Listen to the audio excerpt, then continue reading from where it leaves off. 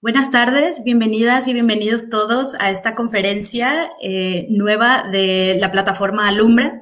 Me presento, mi nombre es Romy Acosta, yo soy directora del Instituto Juconi de Fundación Juconi México. Nosotros somos una organización que trabajamos hace 31 años en México para prevenir y atender violencia familiar. Quiero agradecer al Early Institute y a la plataforma Alumbra por esta iniciativa y por invitarnos a participar y a compartir la experiencia de Juconi. Y bueno, yo voy a hablarles sobre cómo construir en familia ambientes seguros y evitar violencia en este espacio. Quiero agradecer muchísimo a Emilio del Instituto Pedagógico para Problemas del Lenguaje por la interpretación a lengua de señas mexicana. Y de antemano les animo a hacer preguntas, a dejarnos preguntas en los comentarios que al final trataremos de responder al máximo posible, ¿no? Entonces, bueno, pensando un poco en los ambientes seguros, en estos momentos que estamos viviendo de pandemia, estamos haciendo todos y todas las personas grandes esfuerzos por realizar dos tareas muy importantes. Una que es adaptarnos a una nueva realidad que estamos viviendo, de confinamiento y de realizar nuestras tareas al máximo posible dentro de este confinamiento. Y otra que es la segunda, encontrar nuevas y buenas formas de relacionarnos en las que la distancia física no impida el acercamiento social, ¿no? Entonces, esta conferencia está pensada un poco para mamás, papás, cuidadoras y cuidadores que estamos viviendo esta situación de estrés que implica el cambio social, que está dentro del cambio social está el confinamiento, la situación económica, no la preocupación que tenemos por la cuestión laboral, etcétera, y también la cuestión de salud, el miedo y la incertidumbre alrededor de los asuntos de la salud de nuestra familia. Entonces se combinan esos elementos. Pensamos que esta conferencia puede ser útil para responder preguntas, sobre todo de la adaptación a esta nueva realidad, ¿no?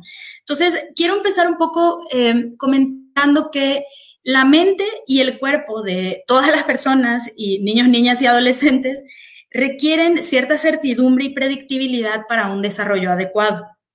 Entonces, pensando en los momentos que estamos viviendo ahorita, la certidumbre, digamos, no es, o la predictibilidad no es como la constante, ¿no?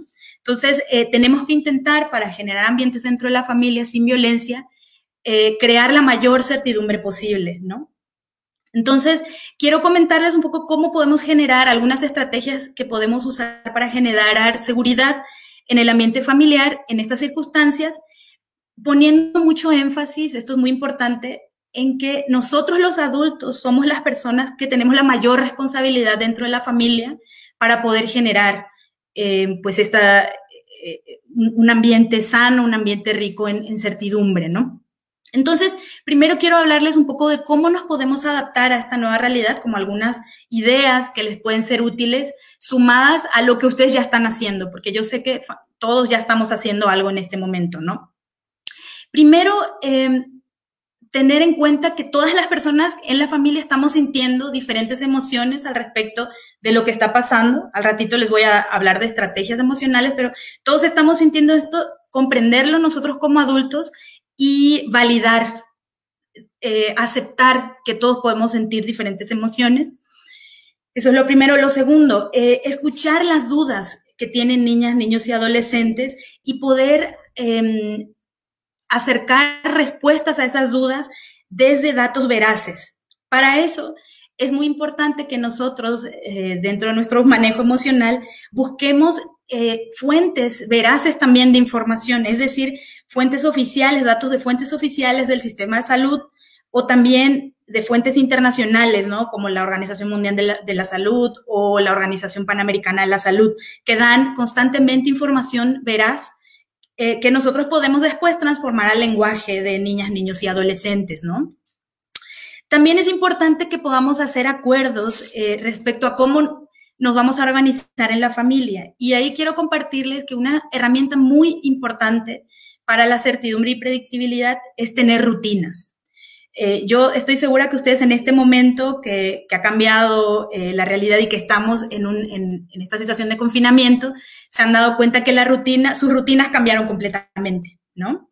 Y eso es algo que impacta también en las emociones, ¿no? Entonces, inmediatamente es importante empezar a generar una nueva rutina, ¿no? Dentro de este confinamiento, dentro del hogar. Y cuando digo la nueva rutina, me estoy refiriendo, por ejemplo, a horarios específicos para levantarnos, para desayunar, para jugar, para hacer tarea, para que nos podamos poner de acuerdo como adultos de cómo vamos a organizar nuestro home office, los que trabajamos en casa, o también el trabajo en general que realizamos para mantenernos económicamente. Todo esto es importante que esté dentro de una rutina para hacer predecible la jornada de toda la familia, en especial de niñas, niños y adolescentes.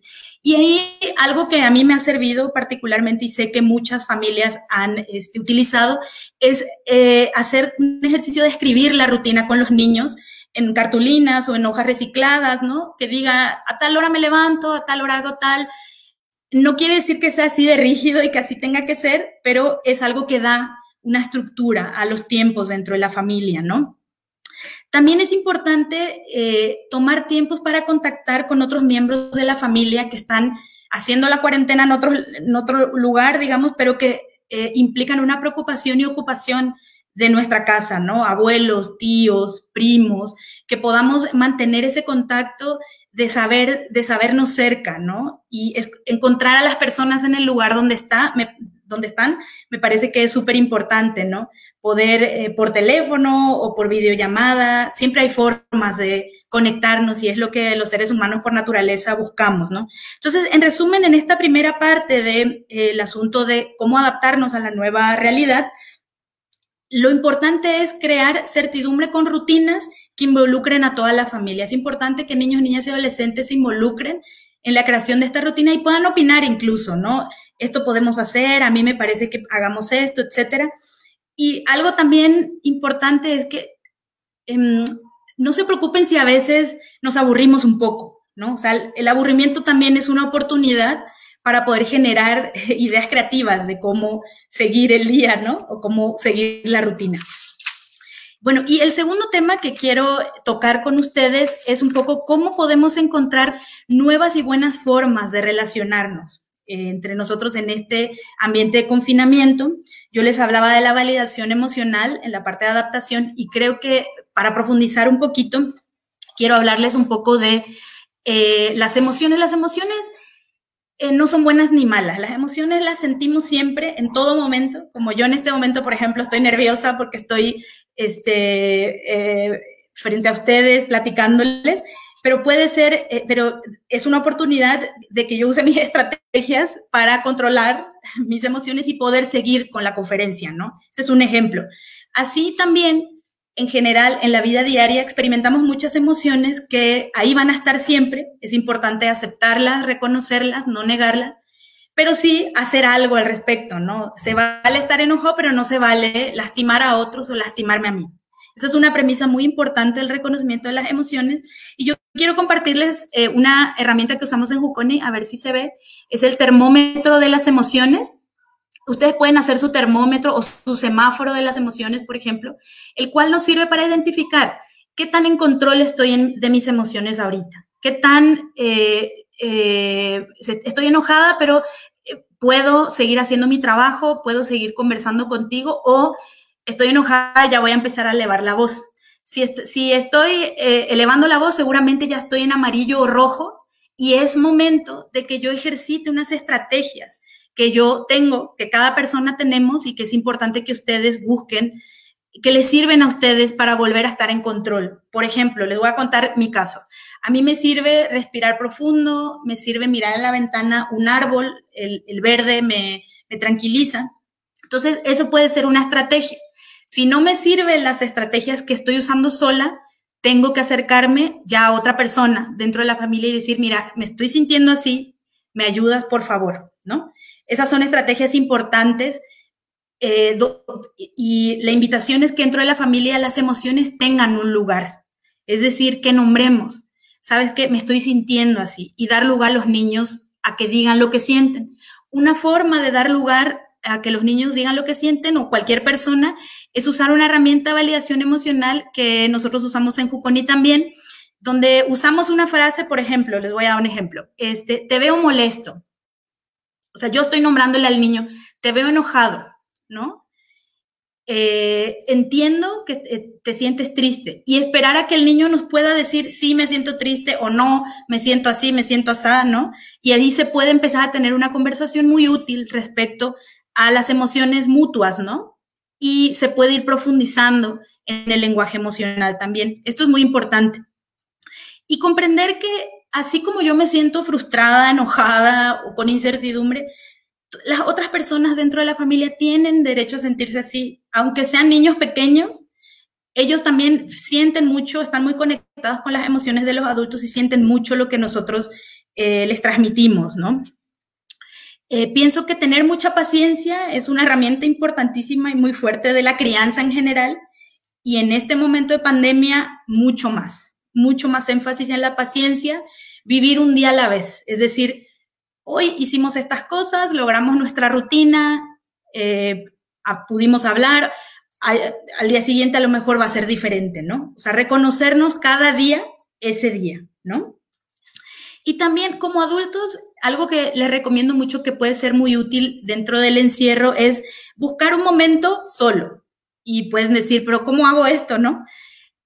Algo que puede servir es en la noche cuando los niños ya están dormidos, podemos tomar una media hora, no tiene que ser mucho, unos 15 minutos, media hora, de poder escuchar nuestra música favorita, por ejemplo, solos, o si queremos hacerlo con la pareja, o ver una película o una serie, un capítulo de mi serie, por ejemplo, que es lo que me da el tiempo en media hora, para hacer una desconexión, ¿no? Una desconexión de media hora de lo que está pasando alrededor, y eso nos ayuda también a estar en control de nuestras emociones. Esto es muy, muy importante para la salud mental del adulto, sobre todo si estuvimos todo el día siguiendo las iniciativas, siguiendo el juego, estando con nuestros niños, niñas o adolescentes, ¿no? Y pedir ayuda se vale también. Pedir ayuda ya sea profesional, ya sea también con el entorno familiar, por teléfono, me estoy sintiendo así, siempre nombrar lo que sentimos, hablar con alguien, es algo que descarga y nos ayuda a sentirnos en control de vuelta, ¿no? Entonces, digamos que en esta segunda parte voy a resumirlo un poco, para poder relacionarnos de manera segura dentro de nuestro ambiente, aparte de la certidumbre de la estructura en el ambiente, es importante que las emociones tengan un lugar y se puedan hablar, se puedan nombrar y buscar formas creativas y de lo que nosotros conocemos de nosotros mismos, de cómo manejarlas. Es una oportunidad para profundizar las relaciones también, estas herramientas que les comentaba de usar el termómetro, ¿no? Por ejemplo, decirle al niño o niña adolescente, veo que tu termómetro está subiendo. Y eso, obviamente, generando un lenguaje común, hablando del termómetro. Oigan, ¿qué tal si en familia, cuando nos sentimos de cierta forma, le ponemos un color a los sentimientos, ¿no? Al control de los sentimientos. En verde estoy en control, en amarillo estoy perdiendo el control, en rojo ya perdí completamente el control. Entonces, puede ser un lenguaje común emocional que la familia empiece a usar. Con niños pequeños es muy útil. Con adolescentes seguramente va a ser diferente, porque con el adolescente ya se puede nombrar, veo que estás enojado, veo que te sientes frustrado, y poder discutir, ¿no? Poder negociar las situaciones emocionales con ellas y ellos, ¿no? Entonces, un poco quiero ir concluyendo, para que en un momento pasemos a sus preguntas, diciéndoles que si bien estamos en momentos de crisis, ¿no? La crisis también nos pone frente a una oportunidad de hacer un cambio, ¿no? Hacia la adaptación como familia, usando nuestros recursos personales y emocionales para, saliendo de esta situación de pandemia, salir de una manera diferente, ¿no? Como familia, como individuo y como familia, ¿no? Y sobre todo evitar situaciones de riesgo que nos pongan en riesgo de violencia, ¿no? Dentro de la familia, porque los momentos de crisis como estos sí nos pueden llegar a poner en situaciones así. Y yo les invito que puedan usar estas herramientas, ¿no? El termómetro es algo muy útil, y también validar las emociones, nombrar las emociones que sentimos, pueden encontrar muchísima información en las redes respecto a las emociones. Nosotros también en nuestras redes sociales en www.institutojuconi.org, ahí pueden encontrar información, tenemos un blog, tenemos información también sobre cursos, etcétera, que pueden ayudar tanto para madres, padres, cuidadores o también profesionales a profundizar un poco en las cuestiones de manejo emocional o de validación. Si quieren saber más sobre el trabajo de Juconi, también pueden entrar a www.juconi.org.mx. En la pantalla van a ver la información de las páginas, o también en Twitter e Instagram tenemos cuenta @Juconi México, o el Facebook de Fundación Juconi. Ahí pueden encontrar también mucha información y seguir profundizando respecto a estas herramientas, ¿no? de conexión emocional. Voy a fijarme en las preguntas que nos han enviado para ir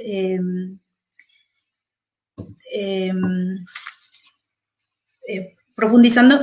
El manejo emocional es algo que tiene que ver con el cuerpo. O sea, no, las emociones no son algo que están solamente en lo que consideramos nuestro pensamiento, sino que están también, vienen de nuestro cerebro, en realidad. Entonces, son profundamente biológicas. Es súper importante considerar que no nos podemos desprender de las emociones. Las emociones siempre van a estar ahí y las vamos a sentir siempre en nuestro cuerpo. Entonces, yo también, algo que les invito, pensando como en las herramientas, es un poco identificar en el cuerpo cómo se siente el enojo, por ejemplo, dónde lo siento.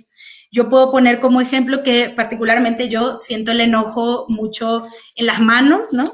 Me sudan las manos, también me siento como que el corazón se me acelera y a veces levanto mucho la voz. Hay personas que están enojadas y no levantan la voz, pero levantar la voz es violento.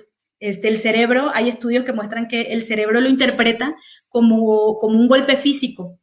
Cualquier daño emocional, el cerebro lo siente como si fuera físico. El cerebro no discrimina entre violencia psicológica y física, se siente como físico. Entonces, eso es importante porque muchas personas piensan, bueno, es que no pasa nada, no hay ninguna afectación.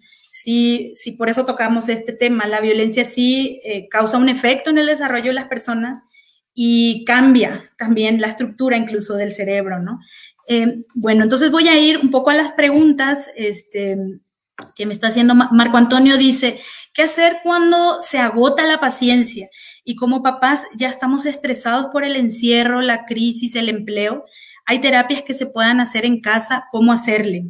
Sí, Marco Antonio, de verdad que te entiendo perfectamente porque hay momentos de límite durante el día donde se siente uno muy, muy agobiado. Yo quiero responder esto pensando como en lo que inmediatamente puedes hacer, ¿no? Que es tú tomarte un tiempo fuera, por ejemplo, no decirle al niño, tómate tu tiempo fuera, sino más bien tú tomarte tu tiempo fuera, decir, mira, a la familia, tú puedes comunicarlo. Y esto es cuestión también del nivel de comunicación dentro de la familia, que tanto se platica de este tema y que tanto hay oportunidad de hacerlo, decir, mira, yo ahorita, miren, necesito un tiempo porque estoy realmente en descontrol, por ejemplo, ¿no? Estoy en rojo, se puede decir, y entonces tomarte, por ejemplo, puedes ir al baño, por ejemplo, se me ocurre que es un lugar donde te puedes cerrar, o a un espacio apartado. Si es una habitación pequeña, también se puede hacer un tiempo fuera del adulto. O sea, que el adulto pida, o la adulta pida su tiempo fuera, digamos, ¿no? Y también pregunta Marco Antonio otra vez, ¿hay alguna línea de atención para atender cuando hay un escenario de violencia, desesperación por el confinamiento? Sí, vamos a compartir como información. Lo que nosotros te podemos compartir son como tips que tú puedes usar para, digamos, ver la forma de cortar la situación de violencia, o también estrategias para que tú puedas manejar tus emociones. Muchas veces lo que pasa es que estamos en descontrol y los niños se ponen en descontrol, y entonces ahí cuando todos estamos en descontrol es muy difícil que alguien pueda bajar los decibeles, ¿no? Entonces, por eso estas herramientas tienen que ser usadas antes de llegar al límite. Pueden entrar en YouTube, hay unas jucocápsulas, se llaman. Pueden entrar ahí a buscar información. En las jucocápsulas tenemos como información específica que se puede utilizar durante ahorita el proceso de pandemia, ¿no? ¿Cómo incentivar? Elizabeth dice, ¿cómo incentivar el limar asperezas entre madre e hijo si constantemente se confrontan, ¿no?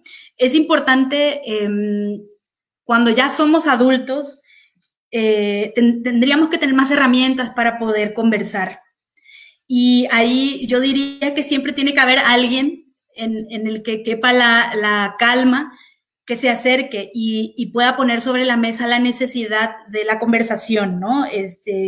Elizabeth, si son adultos, los dos tienen igual responsabilidad, es diferente que adulto y niño, y tienen que poder sentarse a conversar. Ahí yo pienso que es que uno de los dos tenga que ceder un poco su posición para poder abrir.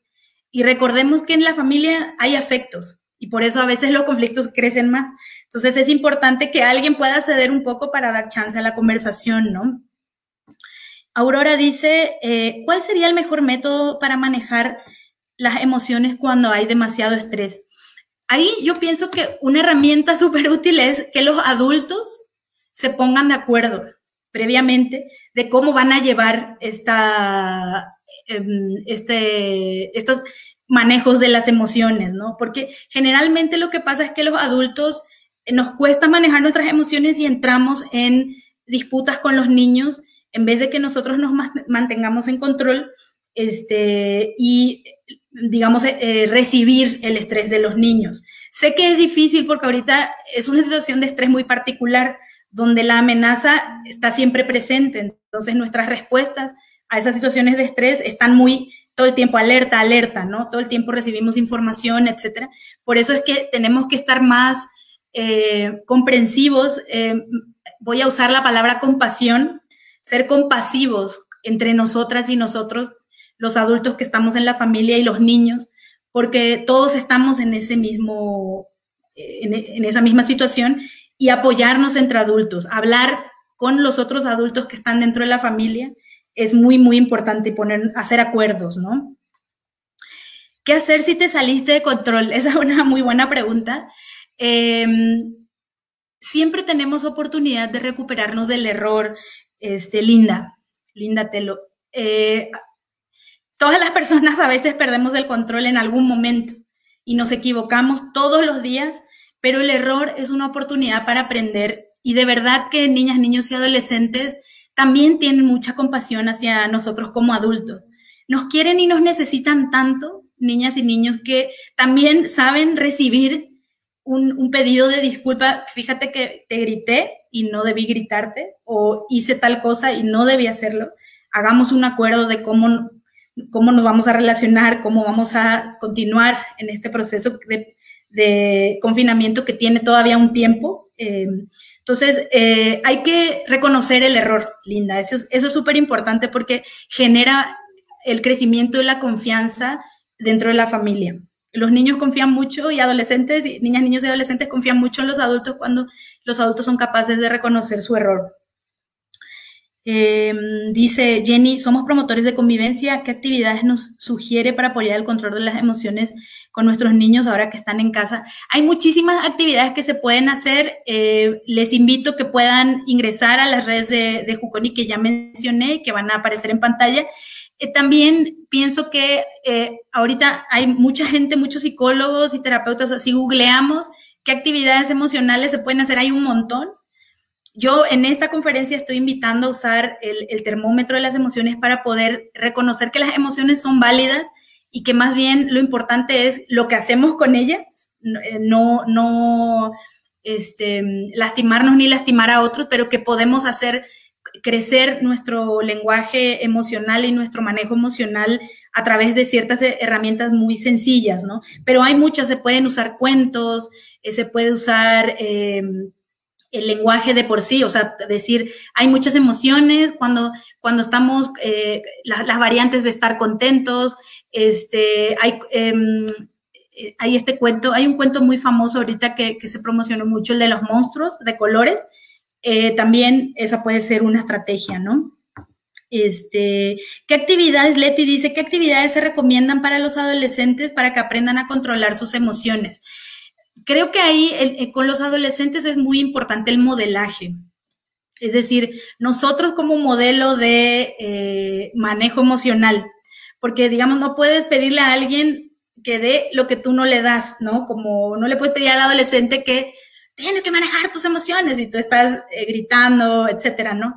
Entonces, creo que la invitación es juntos, ¿no? Juntos, ¿cómo le podemos hacer para que podamos comunicarnos sin estas situaciones donde nos gritamos, por ejemplo, si hay ese tipo de diferencias, ¿no? Entonces, creo que con el adolescente es mucho hablar y mucho modelo. Nosotros ser modelo, tanto del manejo emocional como también del reconocimiento del error, ¿no?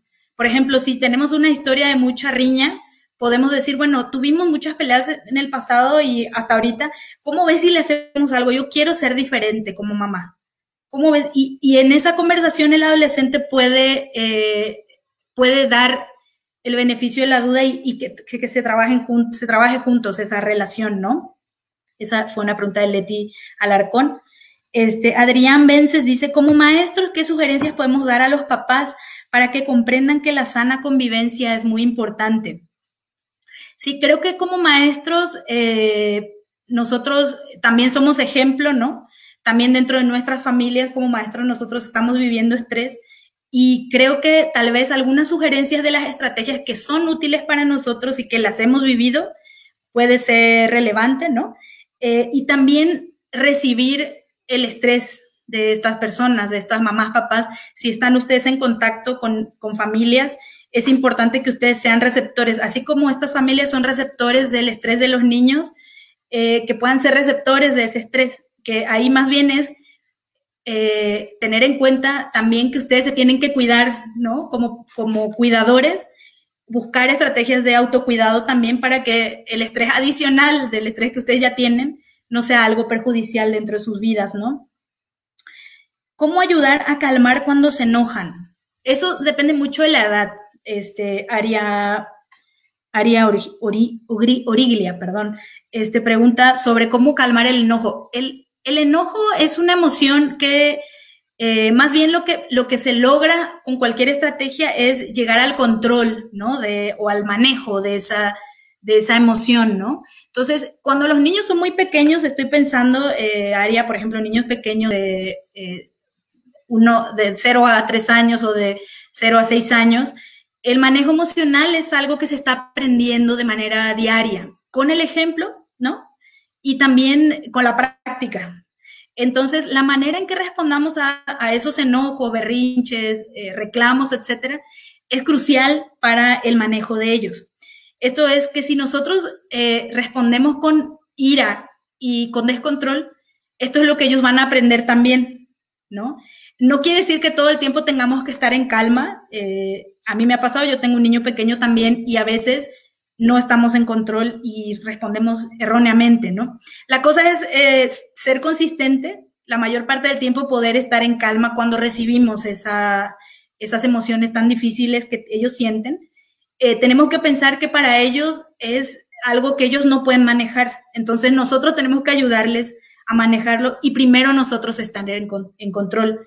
La clave es primero tú estar en control. Si tú no estás en control, que entre al quite el papá o la abuela, otro adulto que sí está en control y sí puede recibir esas emociones difíciles, ¿no? Tengo tiempo para una pregunta más. A ver, ¿cómo manejar las emociones de un niño estresado por el encierro y demasiada tarea? Sí, creo que ese asunto de las tareas, entiendo y reconozco que está siendo muy, muy complejo porque las escuelas están intentando también demostrar que están haciendo su trabajo, ¿no? O sea, están haciendo un trabajo muy fuerte y estar como remando, digamos, dentro de una tempestad.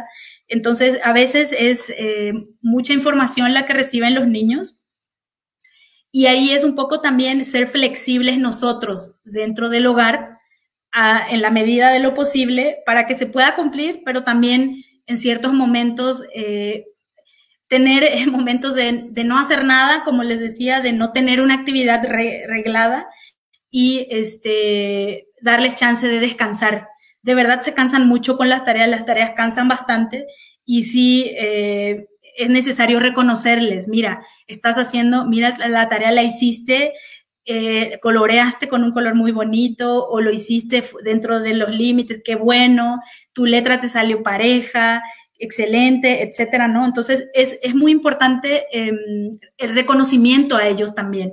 Reconozco que está siendo difícil, hijo. Y como dar chance un poco a que ellos te puedan decir cómo se están sintiendo, eso baja bastante el estrés también. Nadia Arroyo dice, existe mucho miedo por parte de los padres de familia con el probable retorno a la escuela. ¿Cómo se puede tratar ese tema con los padres y familiares? Pues todos generan miedo y confusión. Sí, realmente, como les dije en la primera parte de la conferencia, creo que algo crucial puede ser el asunto de la información veraz. Es usar la información que oficialmente la escuela nos está dando y que oficialmente se está manejando de lo que se va, de cómo se va a proceder.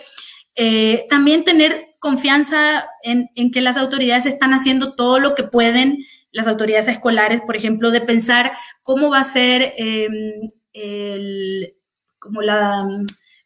manejo sanitario, ¿no? De la situación dentro de la escuela, cuáles van a ser los protocolos, etcétera, como incluso presentárselos a madres, padres, eso es algo que tranquiliza también a las familias. Va a ser así, el retorno va a ser de esta manera, los niños van a tener cierta distancia en ciertos momentos, van a tener que llevar cubrebocas, etcétera. Como todo lo que se va a hacer dentro de la escuela como protocolo es algo que puede ayudar bastante y que se mantengan los canales oficiales, por decirlo, de información. Evitar al máximo en los chats, generar en los chats, porque hay chats de mamás y papás, ¿no? Y ahí luego ponen, pasa esto, pasa lo otro. El murmullo es lo que nos genera mucho estrés. Entonces es importante ponerlo más bien con las autoridades oficiales. La información tiene que venir de ahí, ¿no? Ferich Rico Albarrán nos dice, ¿cuál sería una de las principales razones por las que se empieza a desarrollar violencia familiar? Es una pregunta muy importante. La violencia familiar es un problema que muchas veces tiene un origen intergeneracional, es decir, se aprende de generaciones atrás, es decir, tatarabuelos, abuelos, padres, hijos, y se tienen pautas de crianza que tenemos, que aprendemos, ¿no? De las personas que nos criaron. Entonces, el origen muchas veces tiene como larga data y lo que nosotros hacemos es como reproducir de manera automática muchas veces el tipo de crianza que nos enseñaron o el tipo de relaciones que nos enseñaron que encierra violencia, ¿no? Entonces es importante cuestionarnos, ¿no? Que como madres, padres, cuidadores, ¿qué es lo que yo quiero lograr? ¿Qué es lo que quiero que aprenda mi hijo, hija o la persona o el niño, niña o adolescente que tengo a mi cargo? ¿Y qué estrategias van a ser más útiles para que ese niño, niña, adolescente aprenda eso, ¿no? Muchas veces queremos solucionar con golpes cuestiones que en realidad tienen que ver con procesos, porque el golpe rápidamente corta cualquier conducta. Si tú golpeas a alguien o gritas, se corta la situación, ¿no? Pero el aprendizaje, ¿cuál es? Entonces ahí vienen las estrategias que reemplazan a la violencia, que son estrategias que son más difíciles de hacer, me consta, pero tienen resultados más a largo plazo dentro del proceso de desarrollo de un niño, ¿no? Entonces, digamos que el origen tiene que ver con las violencias que se han tenido dentro de la familia y que se reproducen, y también las relaciones de apego. Nosotros en Juconi hablamos mucho del apego. El apego es el vínculo que tenemos con las figuras más importantes de crianza, que son madre, padre, ¿no? Y muchas veces ese vínculo se ve afectado, ¿no? Por diferentes cuestiones de la historia del adulto, y esa afectación, digamos, es lo que media la relación y genera situaciones de violencia dentro del vínculo entre niño y adulto, ¿no? Lourdes González dice, ¿y si ya estás fuera de control, cómo retomas la calma? Ciertamente, ya voy a ir cerrando con una pregunta más, la de Lourdes y una más. Para retomar la calma, o sea, sí hay un momento de pico como la pandemia, ¿no? Hay un momento de pico de descontrol y después hay un momento en que se va recuperando algunas personas más lenta, otros más rápido la calma, ¿no? Si ya perdiste el control, tienes que buscar la forma de retomar la calma con tus estrategias. Es decir, por ejemplo, hay personas que les sirve respirar para volver a la calma, o salir a caminar, o comer un dulce, o apartarse del lugar donde está la situación de problema, o abrazar a alguien, por ejemplo, cuando involucra ya a otra persona, porque yo ya no me puedo controlar sola. Yo te invito, Lourdes, a que tú busques tus estrategias. Tiene que haber algo que tú usas para que tú estés en control y que tú puedas también identificar cuando tu termómetro está subiendo para evitar llegar al pico, ¿no? Y bueno, la última pregunta es, ¿cuál es el principal motivo para perder el control? La pérdida de control de las emociones tiene que ver un poco con nuestra historia personal de cómo aprendimos el manejo emocional. Entonces, lo que pasa con las personas que se pierde el control muy rápido es que así fue como aprendieron en su crianza el manejo emocional. Entonces, es momento de reaprender, es momento de darte cuenta que tu termómetro sube muy rápido y que tú puedas encontrar estrategias antes de que suba tan rápido el termómetro para volver a estar en control. Siempre hay un momento que vuelves a estar en control y es la oportunidad para que tú puedas reflexionar de cómo puedes hacerle la próxima vez que tengas una situación que suba tu termómetro, ¿no? Pues les agradezco muchísimo que hayan estado conmigo, que me hayan acompañado con sus preguntas. Y bueno, les invito a que puedan unirse a la próxima conferencia de la plataforma Alumbra, que va a estar hecha por la División Científica de la Guardia Nacional. Va a estar muy interesante. Entonces les invito a participar y a seguirnos en las redes sociales de Fundación Juconi. Ahí pueden encontrar muchísima información en las páginas y los contactos que ya les compartí. Muchísimas gracias.